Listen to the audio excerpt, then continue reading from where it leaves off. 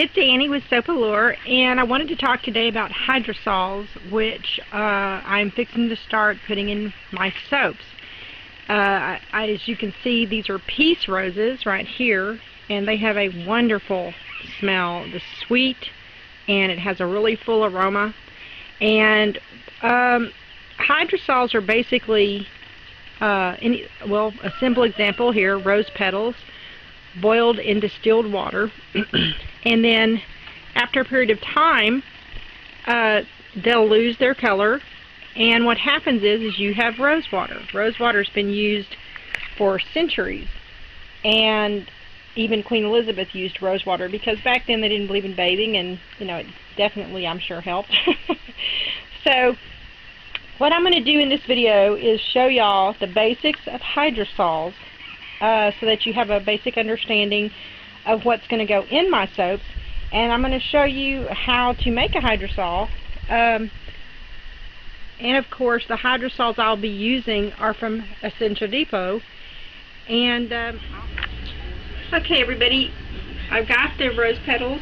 The rose petals are from our farm, and basically what hydrosol is, or hydrosols, are, they're unique. They're not water to which drops of essential oil have been added. Floral waters have their own unique properties in direct relationship with the properties of the essential oil that are distilled. These floral waters contain approximately 15% essential oil, along with the vitamins and healing properties of the actual botanical. The botanical meaning the flower bits and pieces, like that. Also, I wanted to show y'all that this is the way I do my floral water, and this part of the flower here has a lot of aroma in it, so therefore I put that in with the rest of my petals, and I used distilled water, see, and also when I'm through and it cools, vitamin E for, okay, as you can see, it's been probably 5 minutes, not long, and it's not at a rapid boil, it's just hot and bubbly in the bottom, and the water is already taking on the properties of the petals. And what I've used here are the peace rose, which is a floribunda, and a coral rose, which I think is called the Queen's Rose, and it's beautiful coral, and that's probably going to help add to the color and fragrance to the peace rose. And as you can see, it's doing its job. You can tell that the water is changing colors. You can see that, I'm hoping. And it smells wonderful. Now I'm going to put the lid on it because I don't want all that to escape. So we're going to leave it like this, and I'm going to let this steep for, I'm going to put it on simmer low and let this steep probably for about 15 minutes, and then I'm going to turn it as low as I can make it, and then eventually turn it off. And I'll show you at that process when I get to that point. You don't want to boil the water out. That's not the purpose of it. You just want to get the benefits of the petals and the stems. So actually, I'm going to turn it off now because it's cooking faster than usual. I guess my burner must be acting weird. So what I'm going to do now is I've turned it off, and I'm going to let this steep. And when I get back, I'll show you what it looks like at that point. Alright, I'll be back later.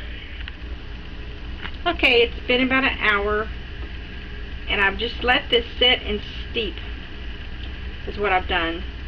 And it is beautiful, and it smells wonderful.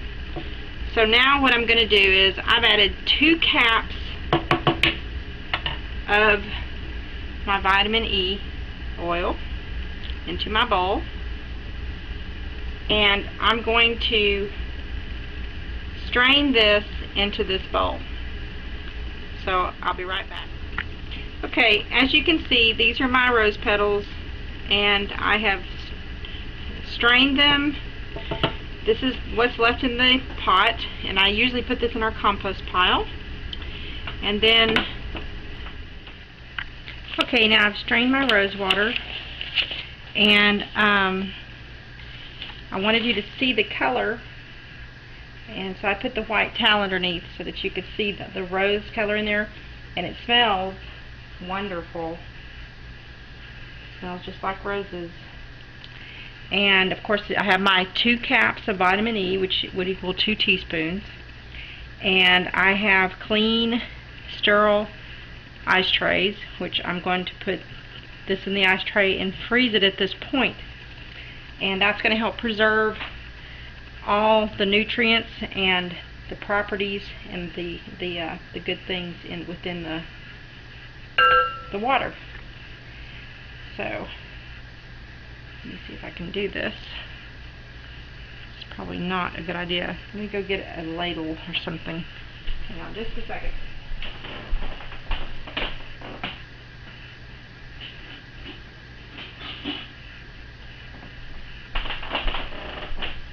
Okay. Sorry about that. Alright, so I'm just going to ladle this into my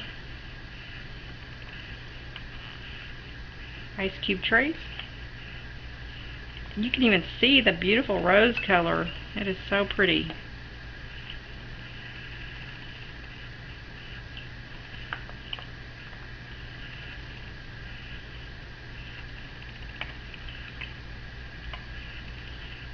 Now, the hydrosols that we will be getting from Essential Depot, one will be rose, one will be chamomile, lavender of course, and I believe the first one we're getting in is chamomile, and it's going to have lavender essential oil with it.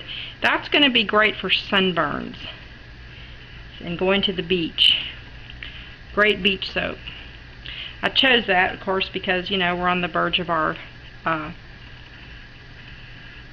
summer season. And it looks like that we're going to have enough water to fill both of our ice cube trays, which is good. When I do a recipe for soap, it usually takes me 1 ice cube tray, because generally I'll make a 5-pound batch, if at all possible, if I have enough oils, because I do run out quite a bit, and we live in the boonies, so I am reliant on, you know, the delivery people. But that's what it looks like, and the purpose of this video is to show you the basics of hydrosols and what it's going to mean to the soaps that we're going to be making, so that you understand, you know, what you're getting. Now, the hydrosols this is basically, the technical term is rose water. The hydrosols that we will be getting in are a runoff of the essential oils, plants, fruits, and vegetables that Essential Depot will be packaging, and it will be pure and all natural, and I'm starting up to the par that it should be, because they're a good company, and I have seen great products from them. So, okay. This is it. I'm going to put this in the freezer and freeze it, and I hope you liked the video, and I hope you're interested in hydrosol soaps. I know we are excited about it, and the next video on hydrosols I believe is going to be chamomile and lavender. So I will see you then. Bye bye.